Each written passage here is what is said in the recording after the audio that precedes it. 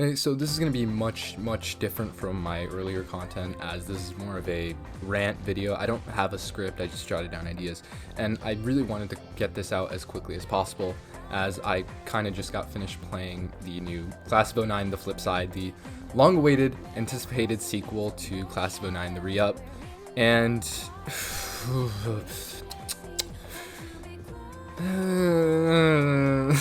the game is very complicated to talk about, especially online, but I think in order to first talk about the bad things, I want to get out some of the good things that I did like about the game.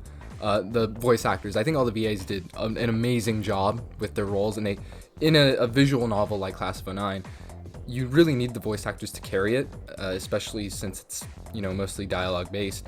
There's almost no actual gameplay, and you need these voices to carry on the characters. And I think the voice actors do an amazing job, and especially the comedic bits of the earlier games, they do such an amazing job, especially in this game. Jekka's voice actor, I think they do an incredible job, especially in the more intense scenes and the scenes with the therapist that are in the later parts of her storylines.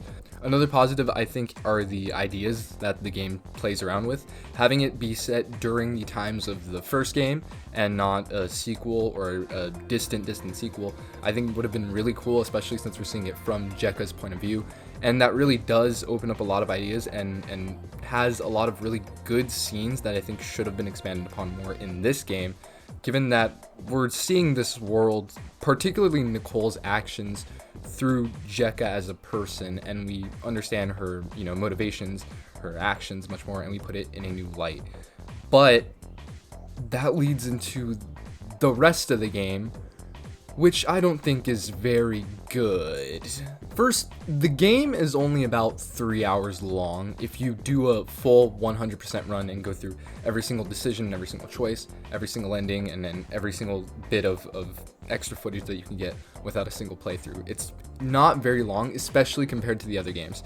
And given the price that it's at, I don't really think it justifies that. Another bit about the gameplay is that it doesn't have a lot of choices, which I've already said, but the pace at which you get these choices is much slower. There's multiple minutes without having to seemingly move your mouse. And while in the other games, yeah, it kind of is. It's a visual novel, of course, but there usually is a choice, whether or not it matters in the whole grand scheme of things.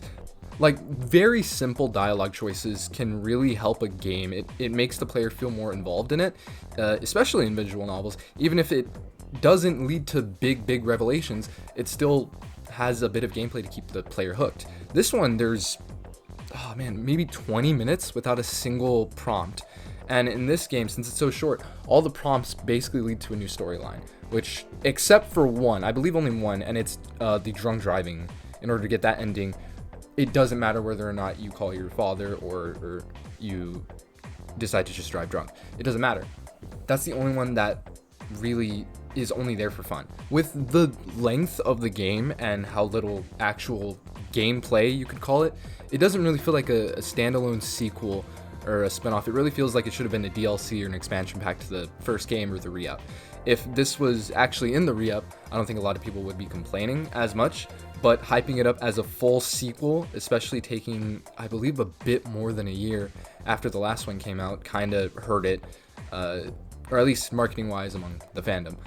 And that brings us to the actual story, the actual meat of this game, which is the thing that is most dividing people among this installment in the series, and especially since it's the final installment in the series, and I do think there are really big problems.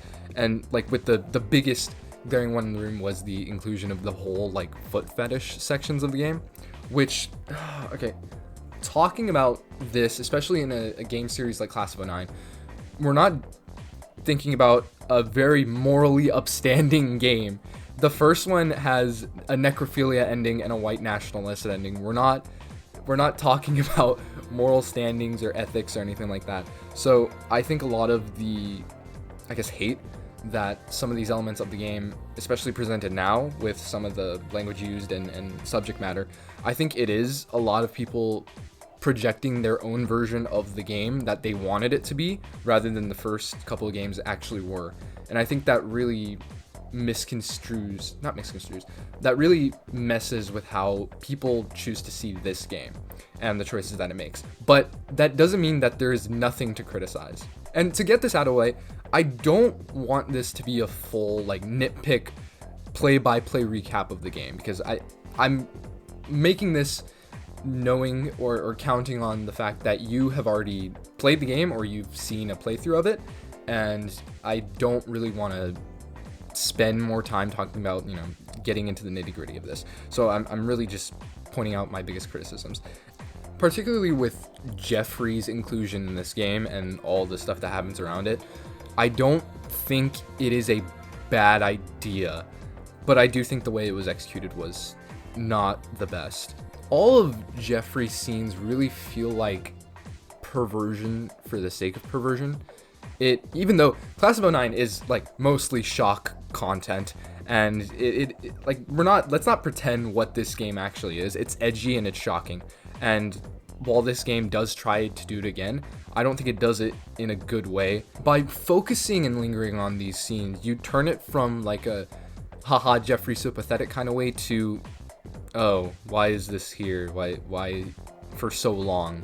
And it really messes with the whole tone of the game, especially with that how this storyline really develops is just so weird, especially because it's not bad. I don't think, or at least the ideas that it has are bad. I don't think it's bad, especially the ending, which also plays into a theme that I really love, that could have been really good in this game if explored really better, would be, Nicole's actions seen by an outsider. Throughout the first game, we're taking Nicole's side because we're playing as her, so we're more inclined to believe the protagonist, we're more inclined to agree with her actions, and we see her justifications for those. And seeing them from an outsider's point of view, she's like, one of the criticisms of this game is that Nicole is more, they say out of character, but that she is more evil. She's more cruel in this game. And I see it. I definitely see it. I don't know if I agree though. Because Nicole, even though we see her reasoning, she does very, very bad things in the first game. She makes Kyler kill himself. And seeing it from Jekka's point of view really helps establish that Nicole is not a good person. Even though we do see her justifications for her actions, it doesn't justify the actions. It forces us to rethink how we see Nicole as a character through Jekka. To continue with the idea of perception, having this game be through Jekka's point of view is the best part of this game, and I think it would have been way better if handled in a different way. We see her home life, and if you choose the school path to start, and through all the school parts, it takes place before they graduate. And you really see, since that takes place during the suicide ending for Nicole, you see Jekka's justifications for her own actions. You see the house life that she lives in and she has to suffer through. You see what she believes she has to do in order to make her father happy and to actually push by in life. However, one of my biggest complaints about portraying Jekka in this way is that even though it was all hyped up to be the first game from her point of view, there's only really one storyline where we see the events of the first game through her point of view, which is the suicide ending for Nicole. And I think that could have been handled like so much better. I think it's not bad in its current form, because since we see that, it's more relatable, it's more realistic to play through the game, to live through this person, and then having this person's friend be absent more. Nicole is not present through a lot of that storyline, and if you play the first game, you know why. She's juggling all these things, and she's being more walked over. She's being walked over than among other people, and that's what leads to her taking her own life. And the scene of Jekka opening the door and finding Nicole, I think it hits hard in this game. And you might have experiences of encountering people that are suffering from that, and that also plays into this, but it's not played with as much as it could have been. We could have had a much better portrayal of Nicole's actions from an outsider's point of view. But the time and space that could have been used to flesh out this idea of witnessing Nicole go through this downward spiral is instead replaced by Jekka going out with another pedophile teacher, Jekka hanging out with and going to a top secret illegal pornography warehouse, which is insane even for this series, and leading to one of the weirdest and probably the worst ending in this game. It's complicated to talk about because yeah, it's edgy. The game is an edgy game. When one of the selling points of your series is showing a semi kind of realistic depiction of high school in the late 2000s, and one of the endings is having one of the characters be shipped off to be a slave for the fucking Taliban, and putting that next to the themes of society sexualizing teenage girls is bad, it creates really weird tonal whiplash for the whole game. I'm gonna be shifting topics a lot and very sporadically, but I mean, my thoughts are kind of all over the place. A big issue I think with the game is how they handled Jekka's dad. Again, I'm not one to really care about things like trigger warnings or the use of like shocking content in media, because I think that's what media is supposed to do. It's supposed to challenge your expectations, it's supposed to challenge your ideas.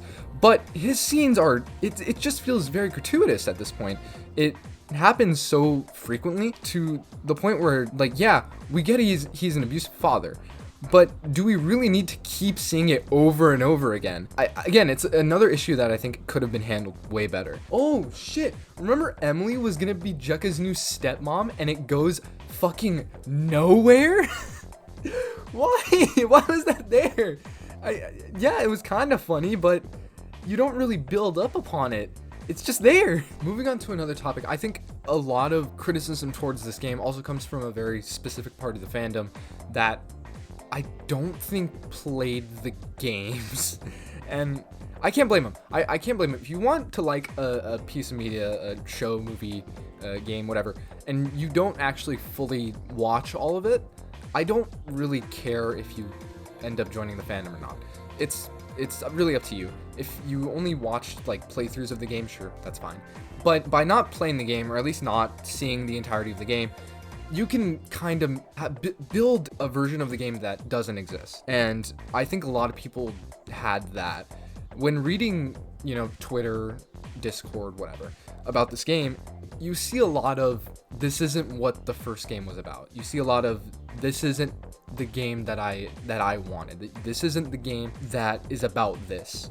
And I think this way of thinking is really bad. It takes away from what the game really is, and you make it what you want it to be. The first two games are really fucked up, and it's natural to assume that this one was going to be as fucked up, if not even more fucked up. Oh yes, a lot of the outrage is kind of BS anyways, but to say that it's not all valid would be a lie. And if it sounds like I'm painting this fandom in a negative light, I don't want to do that. This fandom has created so many amazing pieces of art around the series, OCs, animations, animatics, fan art. They've done so much, and they really blew up this game. I found it out through its YouTube community. I found it through, people like Pippa streaming it. You can credit the fandom for making this game what it is. And that really brings us to what I believe kind of hurt this game the most. And that's the creator. I want to get this out of the way. First things first, I do not know SBN3. I don't know him. I don't know what he does. I haven't watched a lot of, his solo stuff. I don't know him. This is the only thing that I know of him. So what I'm about to say is purely just my speculation and what I've seen throughout, social media and all that. And I could be wrong. I could be entirely wrong. I don't like speculating on the reasons why people make things. I think it's it infringes on a lot of privacy things, and I value privacy a lot, and I don't like doing that to other people. But in this case, when talking about this game, it feels like SBN3 wanted to make this game to piss off people he didn't like. It feels like he hates a certain part of this fandom, and maybe not hate, but dislikes the audience that this game has gotten. This game feels much more meaner than the last ones, And I don't think that's an accident. A lot of the content in this really feels like he's trying to disprove what people think about this game. I think a lot of the Ari scenes, especially her kissing Jekka, is kind of unnecessary. And I really think it's just to make fun of, in a way, some of the people in the fandom, which it is his game. He can do whatever he wants with it.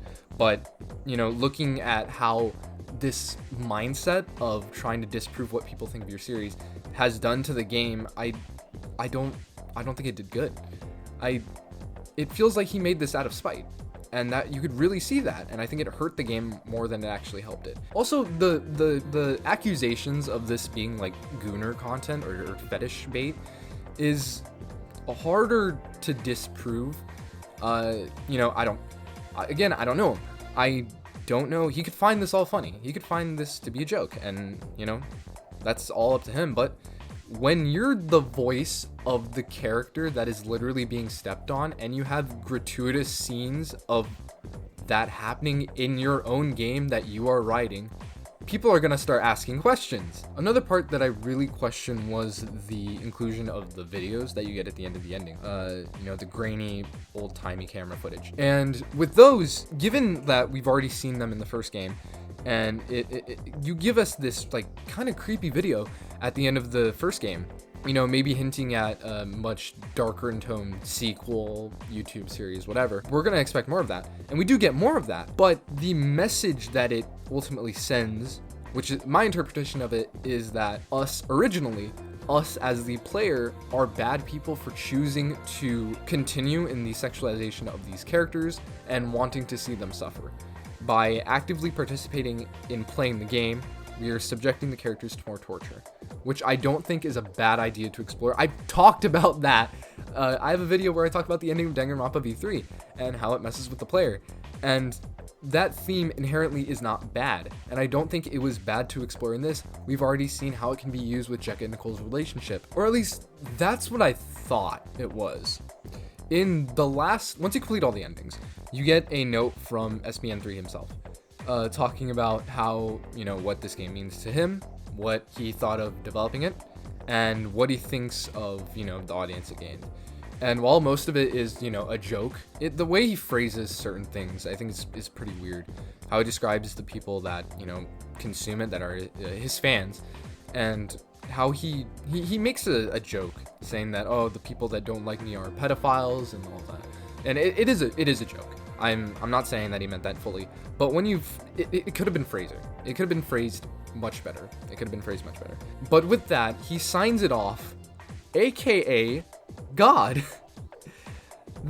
I'm assuming the same God that was being talked about in those videos, which would mean that the moral of the story is that SBN3 would be the person that's subjecting these characters to more torture, which kind of doesn't make sense for the audience, because you lose that bit of participation if you're not including them in the moral of the story. But can you see why it confuses me a bit and why I don't really view it as a positive? The game has really good themes that has very messy executions of those themes, and given that this is, I'm assuming, the last game in the series, it doesn't really send it off on a high note.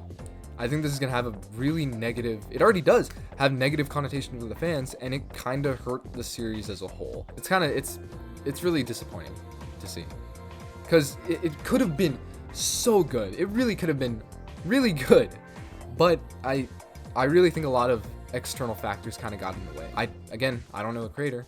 This is all my opinion. If you disagree with my opinion, please tell me what you think. You know, talk about it in the comments. We can be civil. Really, that's my thesis point. It could have been better.